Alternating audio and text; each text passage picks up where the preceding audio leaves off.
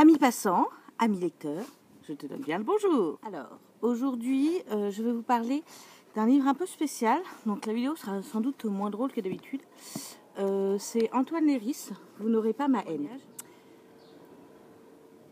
J'ai beaucoup hésité à acheter ce livre. D'abord parce que je n'aime pas les livres de témoignages. Les gens qui racontent leur malheur, tout ça, que ce soit voyeuriste ou pas, que ce soit par une volonté ou pour vendre des livres, l'un ou l'autre, j'ai beaucoup de mal avec ce genre de livre. Et même si celui-là me semblait beaucoup plus honnête et beaucoup plus un cri du cœur, les Allemands proches, que j'avais peur de ne pas pouvoir supporter cette douleur, cette difficulté. J'avais envie de lire des choses gaies, dire des choses qui ne me fassent pas pleurer. Et bon.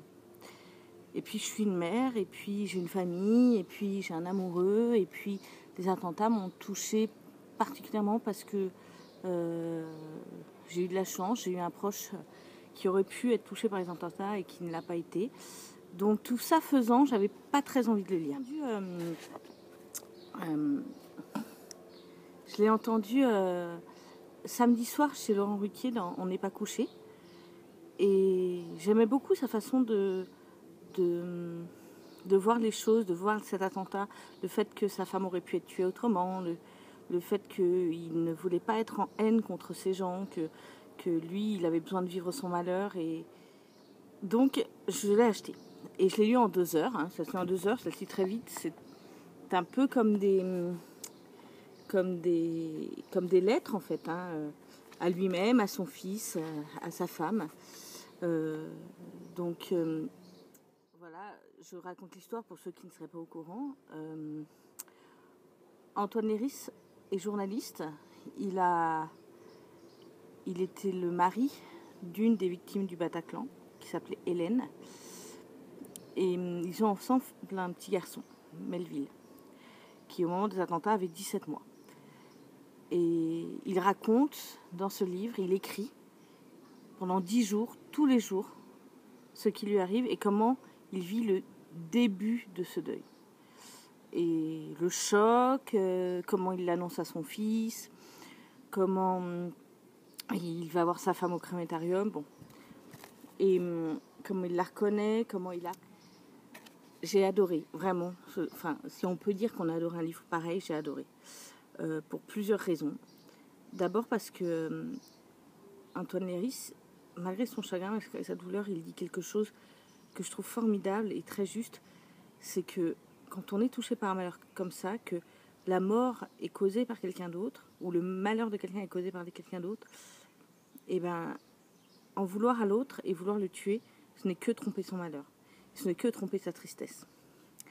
Et en fait, c'est une façon de ne pas aborder la tristesse, mais en rien, ça n'enlève la tristesse. Ça, c'est quelque chose dont je suis sûre. Et je trouve que c'est... Quand on a été touché comme ça, mais est-ce que finalement, on ne peut pas le dire que quand on a été touché, je trouve ça formidable de continuer à tenir ce discours. C'est merveilleusement bien écrit. Je ne peux pas vous dire, c'est merveilleusement bien écrit. Voilà. C'est quelque chose c'est d'une douceur et d'une qualité d'écriture et d'une plume extraordinaire. C'est extraordinaire. Ce type est un type extraordinaire et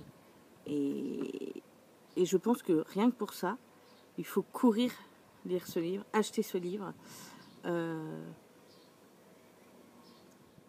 Et puis dire que vous l'aimez et que vous aimez la vie. C'est un livre qui malgré toute la tristesse, vous donne envie d'aimer la vie et de savourer votre chance.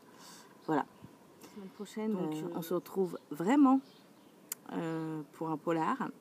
Non, quoique non, finalement. On ne se retrouve pas pour un polar. Je vous l'ai dit la semaine dernière. Faut teasing. Donc non, la semaine prochaine, on ne se retrouve pas pour un polar. Un livre que je suis en train de lire qui est excellent. Mais ça va vous dire quelque chose. Parce que c'est un auteur qui est très connu et qui a bien marché ces derniers temps. Petite question subsidiaire. Petite question subsidiaire. Est-ce que vous avez trouvé ce que c'est ? Je voulais vous parler du week-end d'Amil. Beaucoup de booktubeurs le font. Qu'est-ce que c'est que le week-end d'Amil?